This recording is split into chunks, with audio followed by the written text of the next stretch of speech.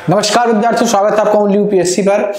पिछली क्लास में आपने समझा था कि सेस क्या होता है और सरचार्ज क्या होता है, किस प्रकार अलग अलग मदों पर सरकार उपकर यानी कि सेस और अधिभार लगाती है। ठीक है, उपकर क्या होता है, सेस क्या होता है, अधिभार क्या होता है। इससे सवाल खूब आते हैं, कई बार परीक्षाओं में आए, क्योंकि ये हमेशा चर्चा का विषय बना रहता है। तो अगर आपने पिछला क्लास नहीं देखा तो जाकर के उसको जरूर देख लीजिए। आइए इस क्लास में समझते हैं कर परिहार।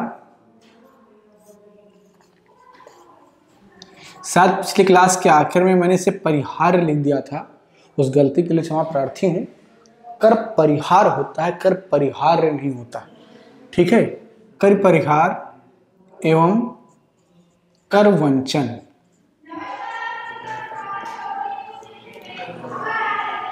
किसी भी व्यक्ति के लिए अपने कमाई का, अपने खून पसीने के कमाई का एक भी पैसा दूसरे को देने में दिक्कत होती है, वो चाहे मैं हूं या आप हूं या कोई और हो।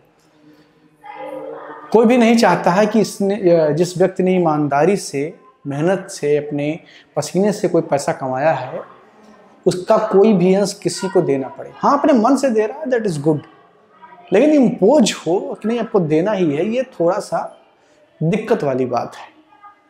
लेकिन जो टैक्स है, इसे आप अपना कर्तव्य समझ लीजिए या इसे आप अपनी बाध्यता समझ लीजिए, आपको देना पड़ता है। ठीक है, गवर्नमेंट आपसे लेगी टैक्स। ऐसे में टैक्स बचाने के लिए दो प्रकार के रास्ते खुलते हैं। एक है कर परिहार और दूसरा है कर वंचन। ठीक है, इसको आसान भाषा में कर चोरी भी कहते हैं।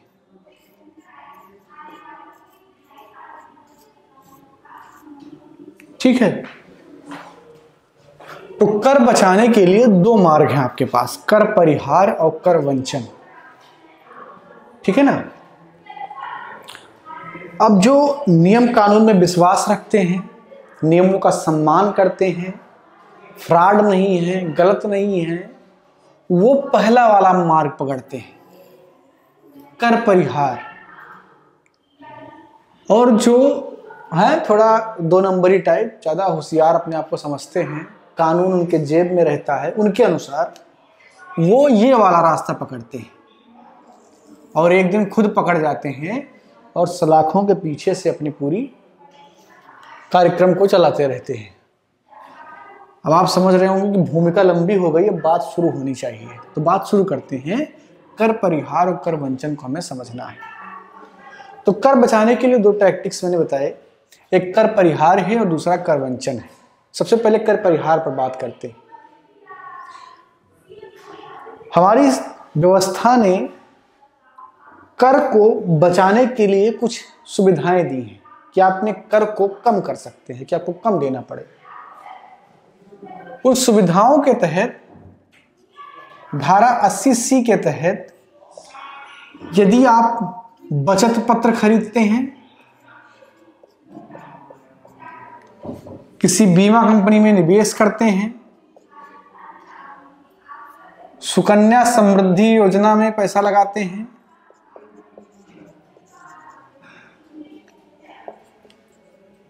ऐसे कई प्रकार के योजनाएं हैं, उनमें अगर आप निवेश करते हैं क्या अपना पैसा, तो वो पैसा टैक्स फ्री हो जाता है। क्या हो जाता है? Tax free. अब इसे उदाहरण से समझिए।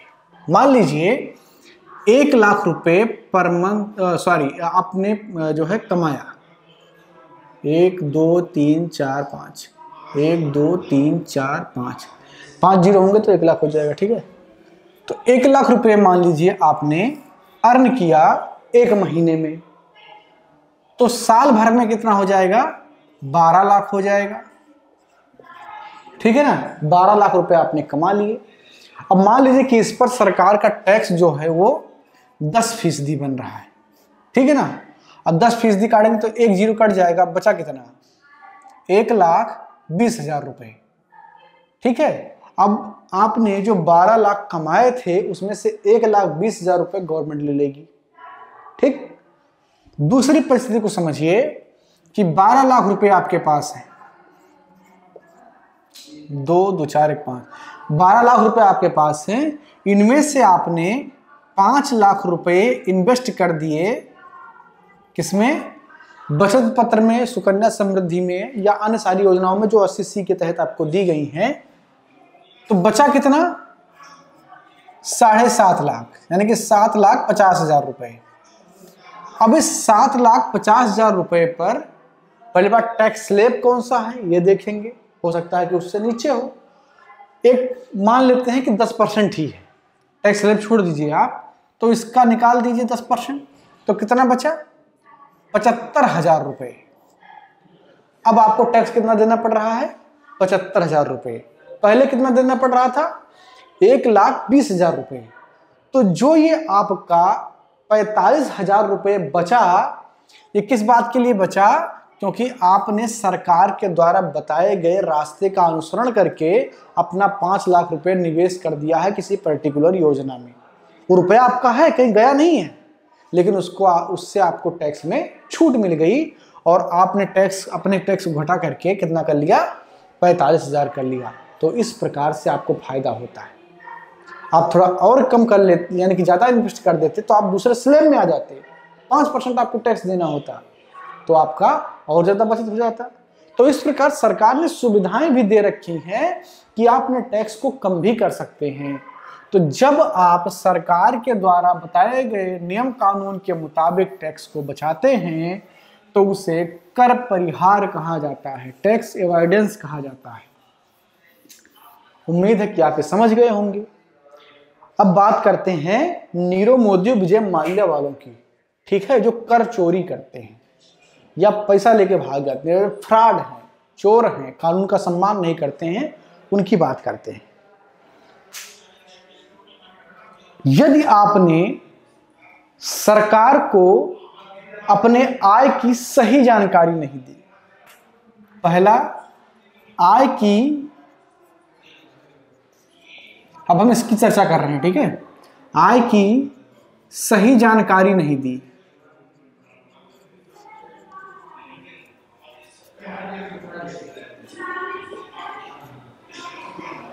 मान लीजिए आप कमा रहे हैं 10 लाख और सरकार को बताया कि 2 ही लाख कमा रहे हैं, ठीक है, तो ये क्या है? कर वंचन, यानी कि कर चोरी। ठीक, सही जानकारी। अब सही जानकारी भी 2 प्रकार से हो सकती है। कैसे? आय से अपने कम बता देना या बता देना कि आय ही नहीं हुआ और पैसा छिपा लेना। तो जब इस प्रकार से आप करते हैं तो ये क्या कहलाता है? कर वंचन। अच्छा, पैसा अगर आपने बचाया है तो किसी ना किसी तरीके से तो आप निकालेंगे ही गुरु, किसी ना किसी से निकालेंगे। तो निकालने के लिए कुछ लोग अलग अलग टेक्निक का इस्तेमाल करते हैं। उन्हीं टेक्निक में से है आपका हवाला, मनी लॉन्ड्रिंग,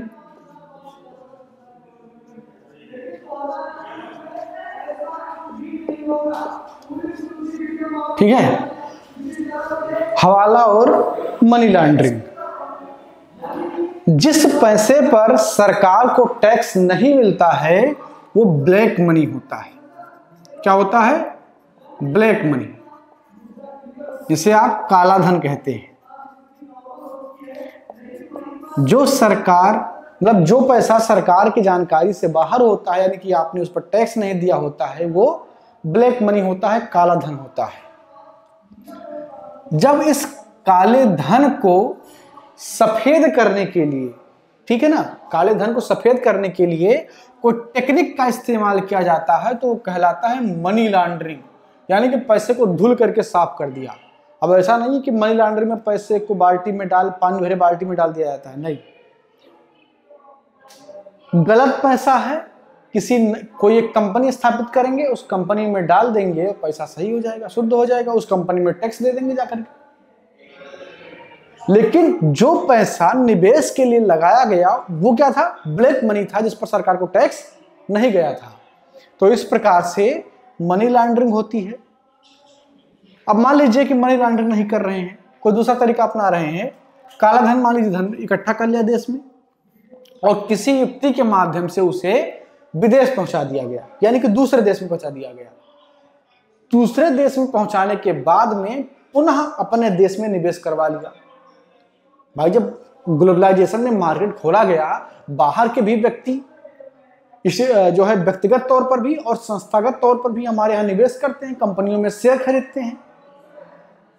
काला धन यानी कि यहाँ का जो पैसा था वो यहाँ से गया किसी दूसरे देश में और निवेश के थ्रू भारत में फिर से वापस आ गया। इसको हवाला कहते हैं। क्या कहते हैं? हवाला, यानी कि यहां से गया और वापस फिर आ गया। तो ये हवाला है। कर परिहार तो अलाउ है, सरकार कहती है कि आपको कर बचाने के लिए बताए गए नियम के मुताबिक कदम उठाने चाहिए, लेकिन कर वंचन एक जुर्म है, एक अपराध है जिसके लिए सजा है। ठीक है, तो यह गलत प्रक्रिया होती है कर व्यवस्था में, यह अच्छी प्रक्रिया मानी जाती है। काला धन से बहुत व्यापक समस्याएं उत्पन्न होती हैं। जैसे अगर मार्केट में सरकार के जानकारी के बिना पैसा सर्कुलेट हो रहा है तो उससे कौन कौन सी समस्याएं हो सकती हैं? सबसे पहली चीज तो मुद्रास्फीति। क्या बढ़ सकती है? मुद्रास्फीति, इन्फ्लेशन। इन्फ्लेशन कब बढ़ता है? जब लिक्विडिटी बढ़ती है, यानी कि कैश की मात्रा बढ़ती है तो इन्फ्लेशन बढ़ता है। अब मान लीजिए सरकार ने हिसाब किताब लगाया है कि 100 रुपया मार्केट में गया है, अब कोई दबाए बैठे हैं 50 रुपया, ठीक है, तो वो 150 रुपया मार्केट में हो गया, तो वो जो 50 रुपया एक्स्ट्रा है मार्केट में वो क्या बढ़ाएगा? इन्फ्लेशन बढ़ाएगा, डिमांड ज्यादा क्रिएट करेगा, जिसकी जानकारी ना आरबीआई के पास होगी ना सरकार के पास होगी, और वो समझ नहीं पाएगी कि महंगाई बढ़ कैसे रही है। तो काला धन मुद्रास्फीति को बढ़ाता है, इन्फ्लेशन को बढ़ाता है।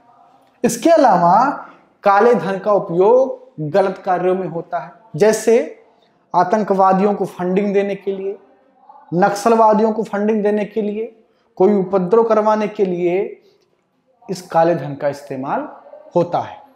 तो ये कुल मिलाकर के सिर्फ इतना नहीं है कि सरकार का आर्थिक नुकसान होता है, इसके अलावा भी काला धन, हवाला और मनी लॉन्ड्रिंग अन्य अलग अलग प्रकार के चुनौतियों को प्रस्तुत करते हैं। इसमें आपने देखा कि चाहे मुद्रास्फीति हो या आतंकवाद की समस्या हो, नक्सलवाद की समस्या हो, जो इतने बड़े बड़े हथियार लेकर के घूम रहे होते हैं जंगलों में नक्सलवादी, पैसा कहाँ से आता है? यही काला धन है, जो टैक्स से बचाया गया पैसा, जिसकी जानकारी सरकार के पास नहीं, वहीं से पैसा जाता है। यह हवाला का पैसा होता है, ठीक है ना, तो इसकी फंडिंग के लिए भी जाता है। तो ये था आपका कर परिहार एवं कर वंचन, जिसे आपने इस क्लास में पढ़ा। अगली क्लास में इससे आगे हम बात करेंगे किसी अन्य टॉपिक पर। हम टैक्स सिस्टम लगातार भारत में समझ रहे हैं, उसी क्रम में क्लास थी। अगर आपको कुछ समझ में ना आए तो उसको पूछ लीजिए, उसका जवाब भी हम आपको जरूर देंगे।